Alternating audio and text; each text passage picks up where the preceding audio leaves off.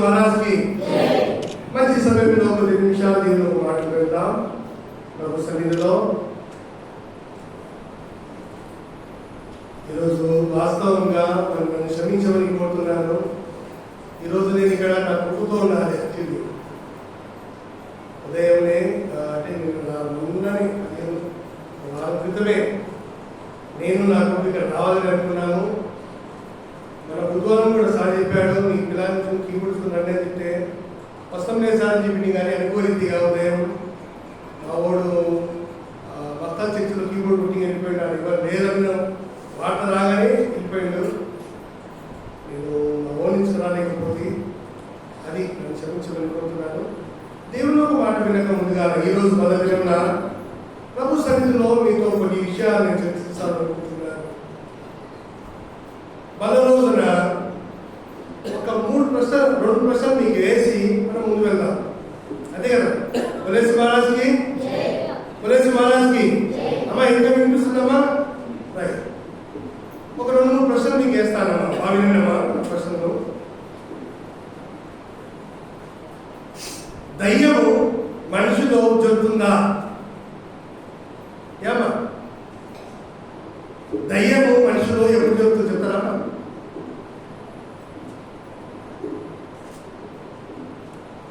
అర్థమైన ప్రశ్న. దయ్యము మనుషుల్లో ఎప్పుడు జరుగుతుంది? ఆలోచన చేయండి. ఈ మాట ప్రశ్న సమాధానము ఒక క్వశ్చన్ మార్క్ మీలో పెట్టుకోండి. రెండో మాట, క్రైస్తవ జీవితంలో మనం నీతిమంతులమా? 2 ప్రశ్నలు. ఏమేమి విషయాలమ్మా? మొదటి ప్రశ్న ఏమి విషయాలమ్మా? దయ్యము మనలో జరుగుతుందా? రెండో ప్రశ్న ఏమి విషయాలమ్మా? క్రైస్తవుడు నీతిమంతులుగా జీవించగలడా? ఈ 2 ప్రశ్నలు మీ మనసు పెట్టుకుంటున్నారు. ఈ మాట నేను ఎందుకు చెప్తున్నానంటే దీనికి కారణం ఉంది, ఇంకొక ఉద్దేశం ఉంది.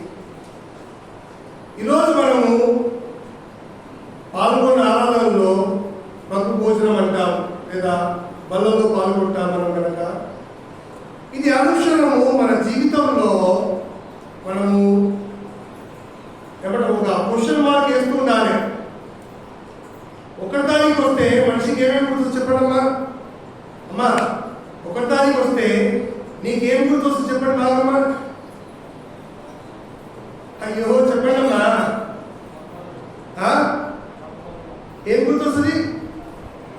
ప్రభు బాగా. ఇంకా ఇంకేం గుర్తొస్తామా? ఒకటి దానికి వస్తే ప్రభు బాగా గుర్తొస్తుంది. ఇంకా రెండో దానికి ఏం గుర్తొస్తుంది? ఏది ఏం గుర్తొస్తుంది? రెండోది సాలరీ. Very good. మూడో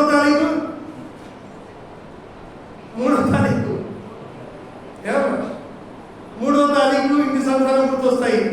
4వ తారీఖు ఏం గుర్తొస్తాయి అంటే పిల్లలకి ఏం కావాలి గుర్తొస్తుంది. 5వ తారీఖు ఈఎంఐ గుర్తొస్తాయి. 16వ తారీఖు నా కరెంటు బిల్ గుర్తొస్తుంది. చెప్పలేక బాగా చెప్పారు. 1వ తారీఖు ఏం గుర్తొస్తుంది? పలా గుర్తొస్తుందా? 1వ తారీఖు పలా గుర్తు రాదు. ఎప్పుడు రాదు. 1వ తారీఖు ఏం గుర్తొస్తా అంటే జీతాలు ఎప్పుడు గుర్తొస్తాయి. మొదటి ఆదివారం పలా గుర్తొస్తుంది ఎవరికైనా కానీ. మళ్ళీ 4 వారాలు అదే జీవితము, అదే అలవాటు, అదే ఆలోచన. ఈ లోకంలో ఈ చక్రంలో తిరుగుతున్న చక్రంలో ఎప్పటికీ మన జీవితంలో ఈ 2 ప్రశ్నలు వేసుకోవాలి. ఏం వేసుకోవాలమ్మా? ఏమేసుకోవాలా? మనలో దయ్యం జొలిందా? ఫస్ట్ మాట ఏమన్నా? మనలో దయ్యం జొలిందా? రెండో మాట, నేను నీతిమంతున్నా. ఈ 2 ప్రశ్నలు వేసుకొని జీవిస్తూ ఉంటే నీ జీవితం బాగుపడుతుంది, నా జీవితం బాగుపడుతుంది. ఇది నేను చెప్పే ప్రసంగం ఒక సారాంశము. ఈ 2 మాటలు నేను ఎందుకు చెప్తున్నానంటే బైబిల్లో 2 మాటలు చూసుకొని మనం ముందుకు వెళ్దాం. ప్రభు సన్నిధిలో దయచేసి నాతో పాటు లేవియాకాండము 19వ అధ్యాయము అక్కడికి తీయనమ్మా. 19వ అధ్యాయము 2వ వచనం చదవని కోరుతున్నాను. మీరు పరిశుద్ధులై ఉండవలెను, మీ దేవుడైన యెహోవాకు నేను పరిశుద్ధులై ఉన్నాను. నేను పరిశుద్ధంగా ఉన్నాను కనుక మీరు కూడా పరిశుద్ధులుగా ఉండమని దేవుడు కోరుతున్నాడు. పరిశుద్ధులుగా ఉండాలంటే ఈ తెల్లని బట్టలు వేసుకొని ఉదయం పొద్దున్నే స్నానం చేసుకొని సెంటు కొట్టుకొని వస్తే పరిశుద్ధులు కాలేదు. అయితేనమ్మా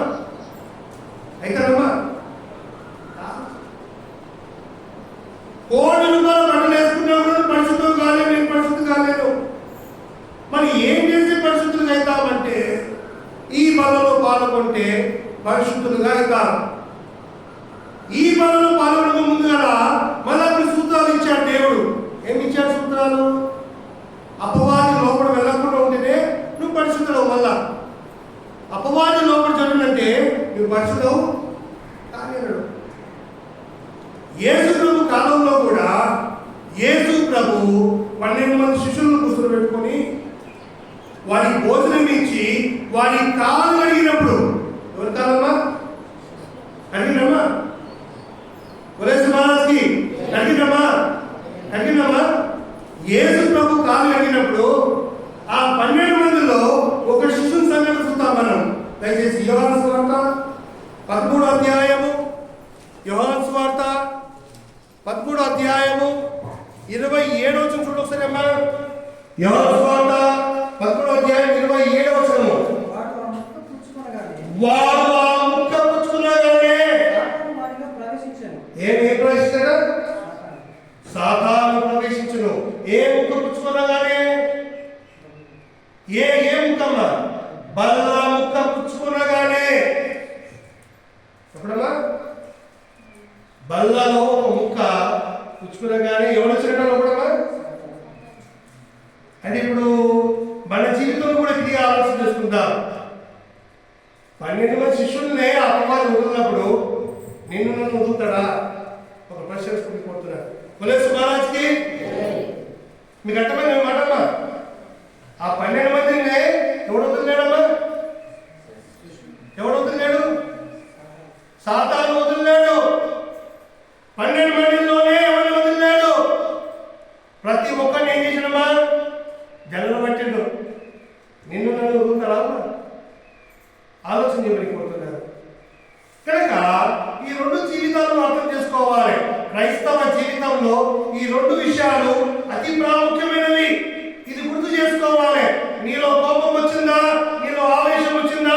నీలో పగ వచ్చిందా? నీలో ఈజు వచ్చిందా? ఇంద్రాడికి ఎవరున్నాడు? నీలో ఎవరున్నాడమ్మా? గట్టిగా ఎవరున్నాడు? నీలో ప్రేమ పొందించిందని సపోజ్ ప్రేమ పొందిననుకో నేను ఎవరున్నాడమ్మా? దేవుడు నీలో ఉన్నాడు. ఈరోజు ఈ బోధకు నేను బోధ చేయడం ఉంది కదా అనుకున్నాను. అసలు పరిశుద్ధులు అంటే ఏంటి అని ప్రశ్నతో ఆలోచన చేస్తాడు. ఫోన్లో ఏమన్నా కానీ డిక్షనరీలో దొరుకుతాయని చూస్తే గూగుల్లో సెర్చ్ చేసి తెలుసమ్మా పరిశుద్ధుడు లేదా పరిశుద్ధత అంటే ఏంటన్నప్పుడు పరిశుద్ధతకు అర్థం ఏమిచ్చింది మన గూగుల్ ఏమిచ్చింది తెలుసమ్మా? ఒక వ్యక్తి దేవునితో సంబంధం కలిగిన వాడే పరిశుద్ధుడు. ఎవరితో సంబంధం? ఒక వ్యక్తి ఎవరితో సంబంధం? దేవునితో సంబంధం కలిగిన వాడే పరిశుద్ధుడు. ఇప్పుడు మనం ఆలోచన చేసుకుందాం. వాస్తవంగా మనము దేవునితో సంబంధం కలిగి ఉన్నామా? సంబంధం లేక జీవిస్తున్నామా? ఆలోచన చేయబోతున్నాను. ఏమా దేవునితో సంబంధం కలిగి ఉన్నామా? దేవునితో సంబంధం లేని జీవితం జీవిస్తున్నామా? నీ మనసులో చేపెట్టుకుని చెప్పడమ్మా, నీ గుండెపై చేపెట్టుకుని చెప్పమ్మా. మనము మన గుండెలపై చేపెట్టుకుని చెప్తాం. మనము దేవునితో సంబంధం కలిగి ఉన్నామా? సంబంధం లేని జీవితం జీవిస్తున్నామా? ఆదివారం నాడే సంబంధం ఏర్పడుతున్నది. సోమవారం నుంచి శనివారం వరకు సోమవారం నుంచి శనివారం వరకు నోటికి వచ్చిన మాట మాట్లాడుకుంటారు. నేను మాట్లాడతా కోపం వస్తుంది తెలుసా? మీకు నేను కోపం వస్తే మాట్లాడతాను. నేను కాదు, మీరు అందరం ఈ లోకంలో ఈ కొన్ని కోట్ల ప్రజలు అలాంటి జీవితం జీవిస్తున్నారు. కనుక ఆలోచన చేసుకుంటాం. ఈరోజు మనం పరిశుద్ధులమా ఒక ప్రశ్న వేసుకుంటాం, మనం నీతిమంతులమా ఒక ప్రశ్న వేసుకుంటాం, మనం యథార్థవంతులమా ఒక ప్రశ్న వేసుకుంటాం. ఈ బలంలో గురించడం ఉంది కదా, ఆ రోజులో అపవాదిని వాడు ఎవరు పెట్టిండమ్మా? ఎవరు పెట్టిండ? శిష్యుని. ఏ శిష్యుడా? ఇస్కరేతు యూదాను పట్టిండు. ఆ ఇస్కరేతు యూదా రోజునే అపవాది. అక్కడ సంగతి మీరు ఆలోచించండి. 26, 27, 23 చదవండి బాగా. 23 చదవండి, 27, 22 చదవండి. ఆయన శిష్యులలో యేసు ప్రేమించిన ఒకడు యేసు రొమ్మున ఆనుకొనుచుండెను. గనుక ఎవరి గురించి ఆయన చెప్పెనో అది తమకు చెప్పుమని సీమోను పేతురు అతనికి సైగ చేశాను. అతడు యేసు రొమ్మున ఆనుకొనుచు ప్రభువా వాడెవడని ఆయన అడిగాను. వాడెవడని ఆయనను సంఘటన చూడండి బాగా. ఆ మాటలు మీరు చదవండి. యేసు రొమ్మున ఆనుకున్న కుమారుడే, యేసు రొమ్మున ఉన్న వ్యక్తికే అపవాది శోధించినప్పుడు నీవు నేను ఎదుటి వాళ్ళమ్మా. శోధింపబడడానికి ఏమైంది తెలుసా? ఏమైందమ్మా? ఇస్కరేతు ఏమైందమ్మా? ఊరేసుకొని చచ్చిపోయిండు. శోధింపబడిన వాళ్ళు ఏమైందమ్మా? బొలేసు బారస్కి శోధింపబడని వాళ్ళు ఏమైందమ్మా? దయ్యం పట్టినోడే మీరు వస్తున్నాడు. దయ్యం పట్టిన వాళ్ళు ఏమైందమ్మా? దయ్యం పట్టిన వాళ్ళు ఏమైందమ్మా? 12 మందిలో 11 మంది ఒకరికి అయిండు. ఒక వ్యక్తికి దయ్యం పట్టింది. తగిన 11 మందికి ఏమైందమ్మా? చచ్చిపోయిన వాళ్ళు కూడా ఎట్లా చచ్చిపోయిండ్రు? ఒకటి రాళ్ళతో కొట్టిండ్రు, ఇంకోటి రంపంతో కోసిండ్రు, ఒకటి ఇంకోటి ఉల్టా సిలువ వేసిండ్రు, ఇంకోటి చొట్ట సిలువ వేసిండ్రు, ఇంకోటి రకరకాల సాగు. 12 మంది శిష్యుల్లో 12 రకాల సాగు. అందుకే మీరు ఎప్పుడైనా నిద్ర చేసి పోయినట్టుకో మీకేం కనిపిస్తారు? గోడల చుట్టూ ఏమంటే 12 సిలువలు ఉంటుంది సమ్మా. 12 ఆకారాలు ఉంటాయి సిలువలు. మీరు చూడండి, ఇప్పుడు చెప్పిన చదవండి. సిలువకి ఎన్ని రకాల సిలువలు చూడండి ఒకసారి అమ్మా. ఎన్ని రకాల సిలువలు మీకు కనిపించింది ఒకటే. గూగుల్లో సెర్చ్ చేస్తే 12 రకాల సిలువలు వస్తాయి సమ్మా. 12 రకాల సిలువలు. ఎన్ని రకాల సిలువలు అమ్మా? 12 రకాల సిలువలు. ఆ 12 రకాల సిలువలు ప్రతి సిలువ ఒక శిశువుని వర్తిస్తుంది. 12 సిలువలు, 12 రకాల సిలువలు ఎవరు వర్తిస్తున్నామా? ఒక్కొక్క శిశువుని ఒక్కొక్క సిలువ వర్తిస్తుంది. కొన్ని సిలువ ఉల్టా సిలువ ఉంటుంది సమ్మా. తలకాయ కింద కాలు పైన ఉంటుంది. ఆ సిలువ ఏమిటి? పేతురుది. ఒక సిలువ ఎట్లా ఉంటుంది, సొంత ఉంటుంది. ఆ సిలువ ఏమిటి? ఆంధ్రాయిది. ఒక సిలువ కింద చేపల బొమ్మ ఉంటాయి, చేపల బొమ్మ ఉంటుంది. చూడండి, ఇది ఎప్పుడైనా కానీ ఈ మెదటి సంఘాలు కానీ ఈ మెదక్ సంఘం ఒకటి కానీ అక్కడ చూడండి ఈ దృశ్యాలు ఉంటాయి కొన్ని. లేదా గూగుల్లో చెక్ చేయండి. 12 రకాల సిలువలు మీరు కొడితే ఆటోమేటిక్ వచ్చేస్తుంది దానిపై నోట్స్. కనుక ఎవరు పరిశుద్ధులు? నేటి కాలంలో ఎవరు పరిశుద్ధులు? నీవు నేను పరిశుద్ధులమా? ఒక ప్రశ్న మన జీవితంలో వేసుకోగలుగుతున్నాను. దీని సారాంశం కింద ఒక మాట ముగిస్తాను నేను. చూడు ఒకసారమ్మా. దావీదు రాసిన కీర్తన 24వ కీర్తన 4వ వచనం చూడు ఒకసారమ్మా. దావీదు రాసిన 24వ కీర్తన 4వ వచనాలు. చూడు బాగమ్మా. బొలేసు మహారాజ్కి ఏమి మనకు వ్యర్థమైన దాని యందు మనసు పెట్టకయు ప్రమాణం చేయకయు కపటముగా ప్రమాణం చేయకయు నిర్దోషమైన చేతులు శుద్ధమైన హృదయము కలిగి ఉన్నవాడే వాడి యెహోవా వలన ఆశీర్వాదము. ఎంత మంచి మాటలమ్మా. ఈరోజు నీవు నీ దేహం చేసుకున్నావు. నేను నా దేహం చేసుకొచ్చినాను తెలుసమ్మా. తెల్లతో పాటు తీసుకొచ్చినాను. నేను కూడా అవునా కొత్త పాటు తీసుకొచ్చినాను. ఆలోచించి మీకు మాట కనుక కాదు, దేవుడు అనేది వేషం కాదు. ఏం కొనమ్మా? నీ హృదయం. అక్కడ ఏముందమ్మా? ఏం మాట్లాడుతున్నాయి అందులో? ఏముందమ్మా? వ్యర్థమైన దానికి మనసు పెట్టకయ్యు, కపటముగా ప్రమాణం చేయకు. తర్వాత నిర్దోషమైన చేతులు, దోషము లేని చేతులుగా నీవు జీవించాలి. రోజు ఎలాంటి చేతులు అంటమ్మా? ఎలాంటి చేతులమ్మా? ఎలాంటి చేతులమ్మా? దోషం లేని చేతులు. ఒకవేళ ఈ రోజు బలం చూసుకుంటున్నావు, బలం తీసుకున్నది కూడా నీ చేతుల్లో దోషం ఉంటే అది దేవునికి హేయం. అందుకే రాదు. అది దేవునికి ఏం రాదమ్మా? ఏం రాదు? అందుకే రాదు. తీసుకొని పోయినా అది లాభం లేని జీవితం. లాభం జీవితమా? లాభం లేని జీవితం అమ్మా. వలసి మహారాజ్కి అమ్మా మీకు అర్థమవుతుందమ్మా? చేతులు పెట్టడం ఒకసారి అర్థమైతే చేతులు పెట్టడం ఒకసారి అమ్మా. అర్థం కాకపోతే చేతులు పెట్టడం ఒకసారి అమ్మా. అర్థం కాకపోతే చేతులు పెట్టడం ఒకసారి. కనుక నిర్దోషమైన చేతులు, ప్రతి వ్యక్తి నిర్దోషమైన చేతులు కలిగి ఉండాలి. ఈ నిర్దోషమైన చేతులు ఎలా కలిగి ఉంటామంటే సబ్బుతో కలిపి నిర్దోషమైన చేతులు కావు. రీసెంట్గా ఒక వ్యక్తి ఏం చేస్తున్నాడంటే మా ఊళ్ళో అదే చూస్తాడు, ప్రతి ఆదివారం కోడికి వస్తాడు. ఏ సమ్మా? ప్రతి ఆదివారం ఏ సమ్మా? ప్రతి ఆదివారం కోడికి వస్తాడు. అది ఎందుకు ఆదివారం కోడికి వస్తాడు? ఏమంటే సార్ నేను పరిశుద్ధులు ఉండాలి, నా ఇంటి వాళ్ళు పరిశుద్ధులు ఉండాలి. అందుకే ఏం చేస్తాడంటే ప్రతి ఆదివారం కోడికి వస్తాం. ఏం చేస్తాడు? కోడికి వస్తాడు. అయిపోయిన పరిశుద్ధులు చెప్పండి బాబు. అలా చేసే పరిశుద్ధులు అవుతారా? కాలేరు. కాలేరు లాంటి జీవితంతో ఒకవేళ పోలే ఈ పక్క పెడతాంలే, ఒక లక్ష రూపాయలు ఇచ్చి దేవుని సన్నిధిలో దేవుని మందిరం వేసి పరిశుద్ధం అయిపోతామా? అవుతామమ్మా? అవుతామా? చెప్పండి బాబు. కాలేరు. దేవుని సన్నిధిలో ఒకటే మాట సూటిగా దేవుడు అనుకున్నాడు, నీ చేతులు నిర్దోషమైనవా. ఎలాంటి వచ్చిందో? ఎలాంటిది? నిర్దోషమైనవి అంటే దోషము లేనిది. ఏం లేదమ్మా? దోషము లేనిది. దోషము లేనిదంటే ఎవరు చెప్పాలమ్మా? దోషం లేని జీవితం అంటే ఎవరు చెప్పాలమ్మా?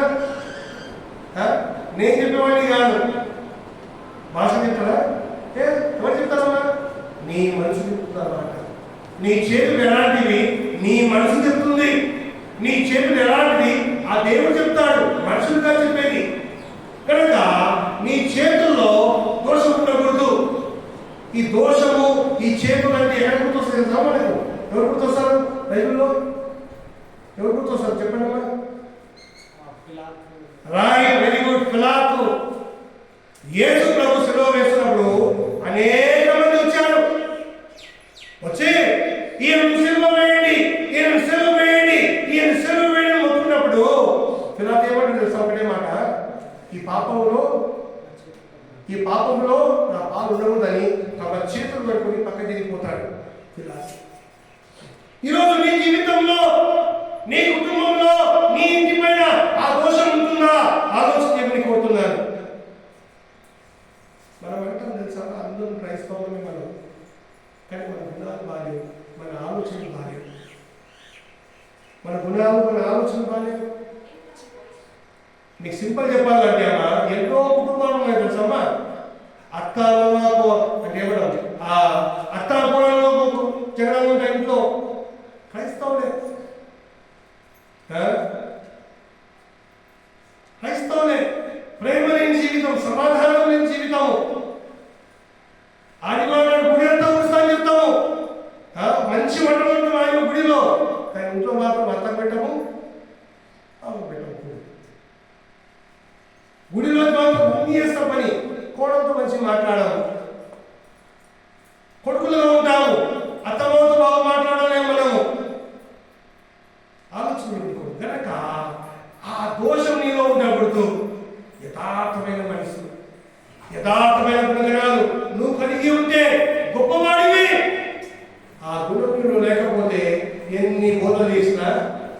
పుట్టదే. ఆలోచన అట్లా మా పోలీస్ మహారాజ్కి ఇంకో పాటిస్తాం. దాని రాష్ట్ర కీర్తన 51:10 51:10. దేవా, ఆ, నా యందు శుద్ధ హృదయము కలగజేయుము. నా యందు శుద్ధ హృదయము కలగజేయుము. నా అంతరంగంలో స్థిరమైన మనస్సును నూతనముగా పుట్టించుము. అందుకే చెప్తాను నేను, రెండే 2 విషయాలు గుర్తుపెట్టుకోవాలన్నా. నాలో ఏం చెప్తున్నాను? ఫస్ట్ నాలో ఏముంది? నాలో ఎవరున్నాడు? ఏమా నాలో ఎవరున్నాడు? నాలో ఎవరున్నాడు? మీలో ఎవరున్నాడమ్మా? ఇప్పుడు ఎవరున్నారో మీలో గట్టి చెప్పండమ్మా. ఎవరు మీలో ఎవరున్నాడమ్మా? ఎవరుండి బాగుంటుంది? ఏసై ఉండి బాగుంటుంది. ఏసై లేకపోతే ఎవరున్నాడు? సాధారణంగా ఏం చేస్తావు నువ్వు? ఏమమ్మా సాధారణంగా ఏం చేస్తావు? ఇక బండి కూతురు మాట్లాడుకుంటాం అంతే. ఎల్లు డీవే అంట. ఏమమ్మా అర్థం చేసుకోమనిపోతున్నాడు కనుక నీలో అలాంటి మాటలు వస్తున్నావు అంటే నువ్వు దేవుని బిడ్డవు కావు. దేవుని బిడ్డవైతే త్యాగం అవుతావు. దేవుని బిడ్డలో త్యాగం ఉంటుంది. నిన్ను దోచుకున్నా పర్వాలేదులే, నా దేవుడు ఇస్తాడులే, ఇంకా ముందుకు వెళ్ళిపోతావు. నిన్ను పీల్చినా, నిన్ను ఇబ్బంది పెట్టినా నువ్వు సహిస్తావు. నీ దేవుని కోసం సహిస్తావు. గమనించగలుగుతున్నాను కనుక శుద్ధమైన హృదయం, శుద్ధమైన చేతులు కావాలి, స్థిరమైన మనసు కావాలని దేవుడు కోరుతున్నాడు. ఇంకా చూడమ్మా, 2 కొరింథీయుల రాసిన పత్రిక 7వ అధ్యాయము 7:1 చదవండమ్మా. త్వరగా ముగిస్తున్నాం. 5 నిమిషాలు ముగిస్తున్నాం. వీళ్ళారా మనకు ఈ వాగ్దానము ఉన్నది కనుక దేవుని భయముతో పరిశుద్ధతను సంపూర్ణం చేసుకోవచ్చు. శరీరమునకు ఆత్మకును కలిగిన సమస్త కల్మషము నుండి మనల్ని పవిత్రులుగా చేసుకున్నాం. తర్వాత మమ్మల్ని మీ హృదయంలో చేర్చుకున్నది. మేము ఎవరిని అన్యాయం చేయలేదు, ఎవరిని కనుక ఈ సమాజంలో నువ్వేం చేయకూడదమ్మా? అన్యాయం చేయకూడదు. తర్వాత ఎవరికి చెప్పకూడదు. అంతే. నీ చేతి నుంచి అన్యాయం అయిపోయిననుకో అయిపోయి అంతేగా. ఎన్ని బోధనలు విన్నా లాభం లేదు, ఎన్ని పరిశుద్ధలు పనిచేసినా అది లాభం లేదు. అది దేవుడు చెప్పిన మాట సూటిగా. కనుక మనం అలాంటి స్థితిలో ఉంటామా? ఆలోచించమని కోరుతున్నాడు. ఏంటి మన స్థితి? గమనించమని కోరుతున్నాడు. ఫిలిప్పీ పత్రిక 2వ అధ్యాయం 14 ఫిలిప్పీ పత్రిక 2వ అధ్యాయం 14 నుంచి. మీరు మూర్ఖమైన వక్రజనం మధ్య ఏంది? మీరు మూర్ఖమైన వక్ర జనముల మధ్య నిరపరాధులను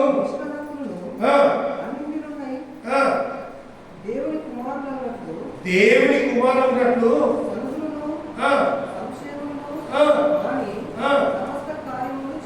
సమస్త కార్యములను చేయండి. అలాంటి వాళ్ళ బాగా ఇలాంటి వాళ్ళ వాటిలాంటి వాళ్ళ అట్లా జీవిస్తారు. పక్కబెట్టమని నీవు నీతిగా జీవించమని దేవుడు మాట్లాడుతుంది. పక్క విషయం వదిలే, యథార్థం ముందు నీ చేతులు ఏమనుకున్నామా? నీ చేతులు ఎలా ఉన్నాడమ్మా? నీ చేతులు ఎలా ఉన్నాడమ్మా? పాపం లేని చేతులు, యథార్థమైన చేతులు, తర్వాత స్థిరమైన మనసు. ఇంకేం చెప్పాడమ్మా? పరిశుద్ధంగా జీవించాలి. ఇక్కడ ఎలా జీవించాలి? ఎవరినో ఉన్నామా? మనం ఎవరినో ఉన్నాము? సమాజం ఏమేమి పెంచుతారా? వక్రమైన జనాంగం సమాజంలో అలాంటి స్థితిలో ఉంటున్నారు. కనుక ఆలోచన ఏమైపోతున్నారు? ఏది మన పరిస్థితి? గమనించలేదు. ఈరోజు నీ స్థితి ఏముంది? నీ గతి ఏముంది? ఆలోచన దేవుని సన్నిధిలో ఓ దేవా అంటాం. నాకు వీడియో తీసుకొచ్చాడు. రాత్రి 6 పోయి ఒక ఆయన లవలవలంలో మొత్తుకుంటుంది బాగా. ఏమవుతున్నామా? ఏం చేస్తున్నామా? తీసుకున్నామో దాయమా లబలబలబలవుతుంది బాగా వీడు తీసుకొచ్చాడు మావాడు. డాడీ ఏం పరిశుద్ధాత్మ డాడీ ఏ మార్పు అనేది నేను మనసులాంటి పుట్టింది ఈ దిక్కుడు కాదంటే చిన్నోడు కనుక అర్థం కాదనుకుంటే చిన్నోడు బయట చేస్తున్నాడు నాకు అర్థమవుతలేదు వాడు తెలివి కంటే. కానీ దేవుడు కూడా అది జీవితం కాదు, దేవుడు కూడా అది ఆలోచన కాదు. దేవుడు కూడా ఎక్స్ట్రాడినరీ కాదు. దేవుడు నీవు ఇంత ఉంటే దేవుడు ఇంత పడుతున్నాడు నీతోటి. ఈ స్థితి కూడా లేదు దేవుడు ఇంతే ఉండేటంటే దేవుడు ఉన్నత స్థితిలో రావాలనుకుంటున్నాడు. మనిషి జీవితంలో మార్పు కావాలనుకుంటున్నాడు దేవుడు. నీ డబ్బును కోరడు, నీ ధనం కోరడు, నీ భూమిని కోరడు, నీ ఆస్తిని కోరడు, కానీ ఉన్నత స్థితిలో నా పిల్లలు ఉండాలనుకుంటున్నాడు. అలాంటి జీవితం కోసం ఎదురు చూస్తున్నాడు దేవుడు. వక్రమైన సమాజంలో ఎలాంటి వాళ్ళు సందేహం కఠినాత్మ ఊళ్ళో గ్రామంలో అలాంటి గ్రామం మధ్యలో నేను నిలబెట్టింది ఎందుకోసం అంటే నా పిల్లలు పరిశుద్ధులు, నా పిల్లలు పరిశుద్ధులని ఆలోచనతో నిలబెట్టాడు దేవుడు, నిలబెట్టాడు. అందుకోసమే కదా నీకు పిలిచాడు దేవుడు. ఎక్కడున్నా పత్రిక చూడవు సరే సారీ ఎఫెసీ పత్రిక 3 అధ్యాయం 4 చూడవు సరేనా ఎందుకు పిలిచాడు దేవుడు అక్కడ?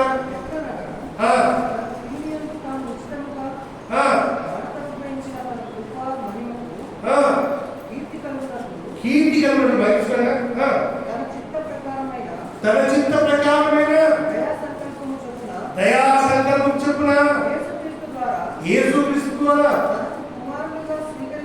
తన కుమారులుగా స్వీకరించుటకై మనం ముందుగా తన కోసం ఎవరి కోసమ్మా? ఎవరి కోసమ్మా?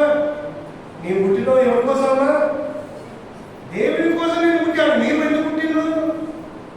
మీరు ఎందుకు పుట్టినమ్మా? మీరు ఎందుకు పుట్టిన ఈ లోకంలో? ఏమ్మా ఎందుకు పుట్టినమ్మా? బాగా ఆలోచన ఈ మాట. భార్య కూడా పెళ్లి అయిపోయింది ఏమంటే చెప్పాలి భర్త ఏమంటే తెలుసు ఫస్ట్ ఒక 2-3 రోజులు నిలవలకి ఏమంటే అంటే నీవేనా నా జీవితం అంతే, నీవు లేకుండా నేను బతకలేదని చెప్తాను భర్త. భార్య కూడా ఏమంటుందా నువ్వు లేకుండా బతకలేనయ్యా. 6 నెలల తర్వాత దీన్ని నిధులు పిల్లలు భర్త పుట్టాడు, భార్య ఇంత నిధులు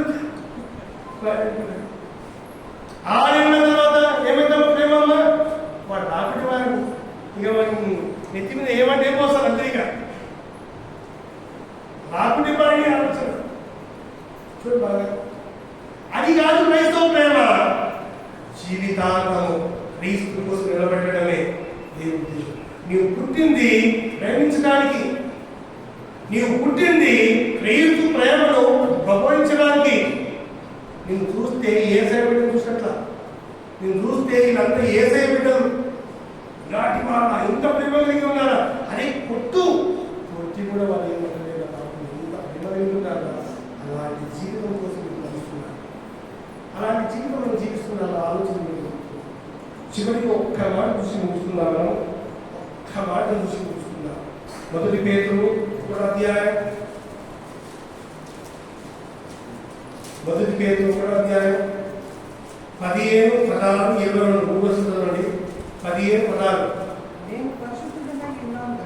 నేను పరిశుద్ధులై ఉన్నాను కనుక మీరు పరిశుద్ధులై ఉన్నారని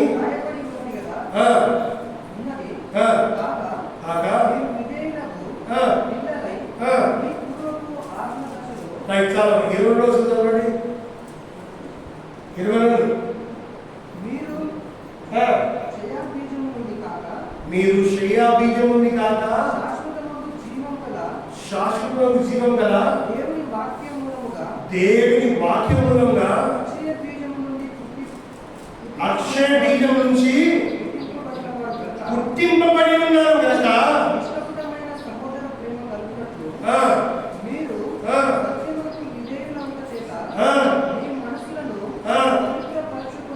నీ మనసులను పవిత్రపరచుకొని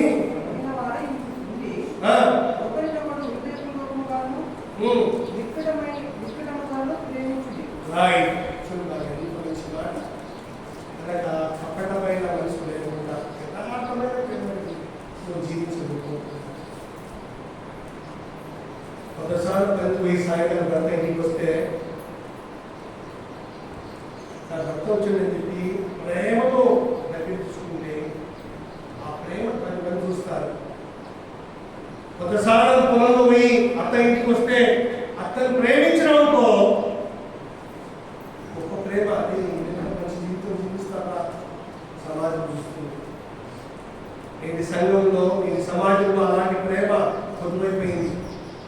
యేసుకు కూడా ప్రేమ అది, యేసుకు కూడా బంధం అది. అలాంటి జీవితం జీవించు దేవుడు కోరాడు, కానీ సమాజం జీవించలేకపోతుంది. అందరం కనిపించుకుందా 2 నిమిషాలు ఆలోచన చేసుకుందా. ఒకవేళ మన జీవితంలో అలాంటి గుణగణాలు ఉన్నావా ఆలోచన చేసుకుందా. 2 నిమిషాలు ఆలోచన చేసుకుందాం. ఈరోజు మనము బల్ల రోజున పూజిస్తున్నాం. బల్ల రోజును పూజిసి బల్ల రోజున మనం బల్ల తీసుకొని ప్రభుని కనపరచకుండా మన మనసును మనము ప్రభు కల్పించకుండా జీవిస్తే లాభం లేని జీవితం. దేవుడు వేషం చూడాడు ఎప్పుడైనా, కానీ దేవుడు హృదయం చూస్తాడు. యథార్థమైన మనసు, కపటం లేని జీవితం జీవించమని దేవుడు కోరుతున్నాడు. ఆ బల్ల రోజుల్నే, బల్ల ప్రారంభమైన రోజుల్నే అపవాది ఇస్కరియోతు యూదా మనసులో జొరింది. ఇస్కరియోతు యూదాలో ఆ అపవాది జొరినందుకే ఆయన కోల్పోయాడు. చివరికి ఉరి మోసం నచ్చిపోయింది ఇస్కరియోతు యూదా. ఈరోజు నీవు కూడా సమాజంలో ఉంటున్నావు,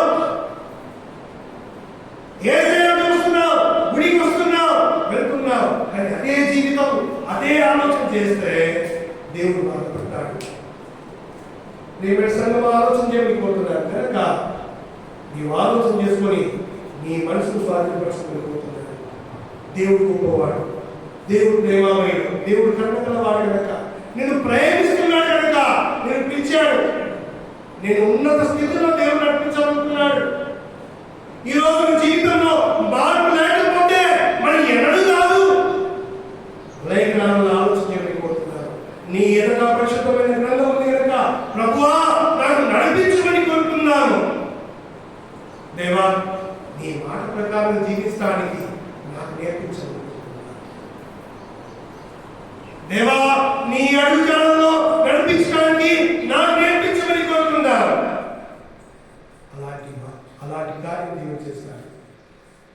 నిన్ను మనసుతో ప్రభువా నీకు నేను బందీ అయిపోతాను, ఈ లోకంలో నీకు బందీ అయిపోతాను, ఈ లోకంలో నీ కోసం జీవిస్తానికి నాకు నేర్పించమని కోరుకుంటాను. 2 చేతులు ప్రభు వైపు చాచి ప్రభువా నాలోని గుణగల దయచేయమని కోరుతున్నాను.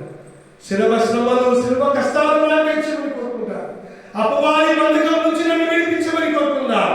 శాశ్వతమైన ప్రేమ వైపు నన్ను నడిపించమని కోరుకున్నాను. ఈ లోకంలో అందరూ దూషించిన పర్వాలేదు, నీ ప్రేమగా నేను నిలబడతాను, నీ కోసం నిలబడతానని ఒక తీర్మానం చేసుకుంటున్నాను. 2 చేతులు చాచి ప్రభువా నన్ను వాడుకో, నా వైపు చూడు నాయనా, నా కుటుంబం వైపు చూడు నాయనా, నీ అడుగుజాడలు నడిపిస్తానికి నా కృప చూపించమని కోరుకుంటాను.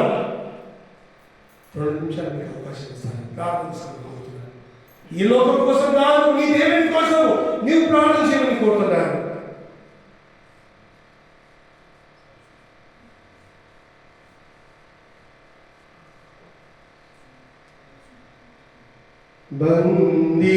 బందీనైపోయా నిన్ను మిగితేలాక నా వల్ల కాదయ్యా నిన్ను వీడియుండుట యేసయ్యా యేసయ్యా యేసయ్యా యేసయ్యా యేసయ్యా యేసయ్యా యేసయ్యా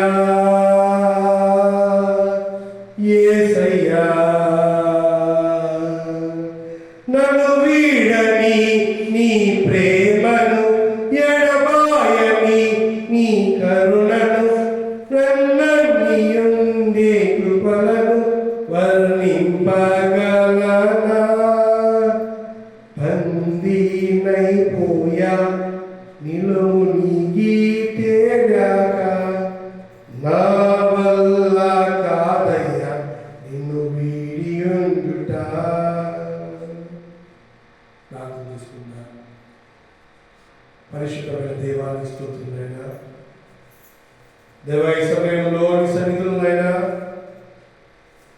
పరిశుద్ధమైన జీవితం జీవిస్తానికి కృప చూపించింది ఆయన. అలాంటి వాటి కోసము బందీ అయిపోయినట్టు ప్రభు కైకరించబడిపోతున్నాను. ఒకవేళ మా జీవితంలో అహంకారం, కోపము, పగ ఉంటే వాటిని తీసివేసినప్పుడు నీ ఆత్మను నాలో పంపించమని కోరుతున్నాను. ఈ లోపల అంధకార శక్తులను తొలగించమని కోరుతున్నాను. సంపూర్ణమైన శాంతి సమాధానం నీ నామం వచ్చి కోరుతున్నాను. నీ వాకు చేత పట్టు ప్రభా బ్రతకడానికి కూడా చూపించి నడిపించమని కోరుతున్నాను. నజరేయుడైన యేసు నామములో ప్రార్థించుకుంటున్నాను తండ్రి.